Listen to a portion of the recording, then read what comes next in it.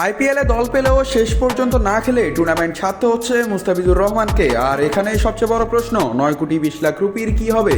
গত মাসের আইপিএল নিলামে চেন্নাই ও দিল্লিকে পেছনে ফেলে মুস্তাফিজকে 9,20,00,000 রুপি দিয়ে দলে নেয় কলকাতা নাইট রাইডার্স। কিন্তু ভারতের কয়েকটি হিন্দুত্ববাদী গোষ্ঠীর আন্দোলনের পর বিসিসিআই হস্তক্ষেপ করে, আর তাতে চুক্তি বাতিল করতে বাধ্য হয় কেকেআর। চুক্তি বাতিলের পেছনে মুস্তাফিজের কোনো ব্যক্তিগত দায় না থাকলেও আর্থিক ক্ষতিপূরণ পাওয়ার সম্ভাবনা প্রায় নেই বললে চলে। আইপিএল সংশ্লিষ্ট জানায়, খেলোয়াড়দের বেতন বিমাকৃত হলেও তা কার্যকর হয় মূলত চোটের ক্ষেত্রে। বিদেশি খেলোয়াড়রা ক্যাম্পে যোগ দেওয়ার পর বা টুর্নামেন্ট চলাকালে চোট পেলে সর্বোচ্চ 50% পর্যন্ত বিমা কাভারেজ পেতে পারেন।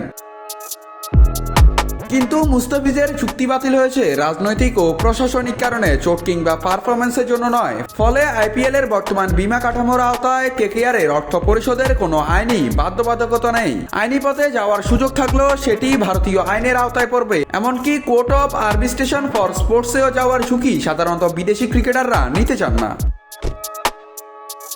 আর এ ঘটনার জেরে অবশ্য পাল্টা অবস্থান নিয়েছে বাংলাদেশ ক্রিকেট বোর্ড। খেলোয়াড়দের নিরাপত্তার কথা বিবেচনা করে আসন্ন টি-20 বিশ্বকাপের ম্যাচ ভারতের বাইরে আয়োজনের দাবি জানিয়েছে বিসিবি।